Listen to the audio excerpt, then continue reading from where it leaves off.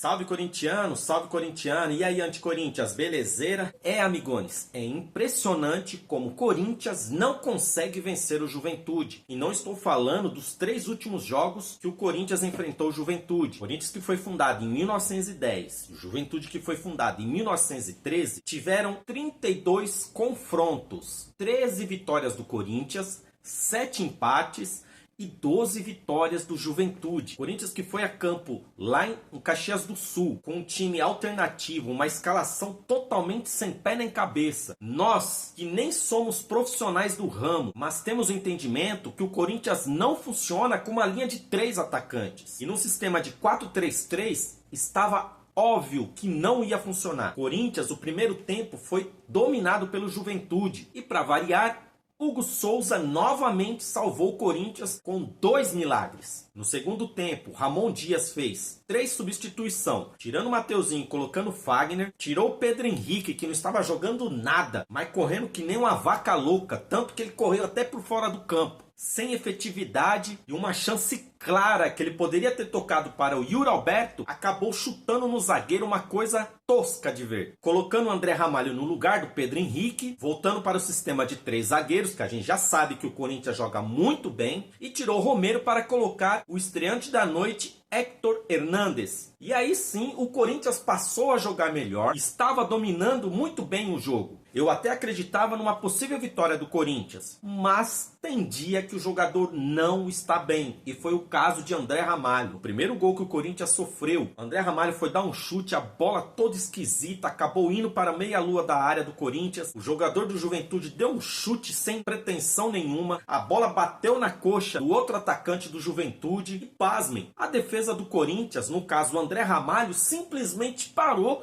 achando que o jogador estava impedido. O centroavante do Juventude, diferente do nosso centroavante, chutou para o gol e fez o primeiro gol do Juventude, deixando a defesa do Corinthians com cara de bobo. O gol foi tão tosco, foi uma coisa assim tão boba de ver, que dependendo do ângulo que você olha o primeiro gol do Juventude, o Hugo nem sai na câmera, de tão mal posicionado que ele estava. Mas não porque foi culpa do Hugo, mas sim porque o André Ramalho não deu o bote. E o Hugo achou que o jogador estava impedido e parou no lance. No lance que originou o segundo gol do Juventude, uma falha na falta que o André Ramalho acabou fazendo. Cometeu uma falta desnecessária pela lateral do campo, uma bola perdida, não precisava fazer aquele esforço. Ainda tomou um cartão amarelo porque deu um tapa no rosto do jogador do Juventude. E o Nenê, cobrando a falta, jogou a bola para o segundo pau do gol do Corinthians. O jogador estava sem marcação, que era o caso do Matheus Bidu. Foi uma falha de marcação do Matheus Bidu, que substituiu o Hugo e deixou o cara livre, e a bola passou embaixo do goleiro Hugo. Gol que ele não costuma tomar. Tem jogo que não adianta. Porém, já aos 43 minutos do segundo tempo, uma cobrança de escanteio e o Corinthians acabou diminuindo o placar com o gol de Gustavo Henrique. O jogo da volta, que está marcado para 11 de setembro na Neoquímica Arena, pelo menos dará um pouco de tempo para o Corinthians se concentrar no Campeonato Brasileiro. Corinthians que enfrenta o bom time do Flamengo, que mesmo desfalcado, virá com força total, porque os reservas do Flamengo são muito melhores do que os titulares do Corinthians. E o Corinthians, que enfrentou o Juventude com 17 desfalques, não conseguir ganhar daquele time, fica difícil até mesmo de apostar numa vitória do Corinthians no domingo. Não é desespero,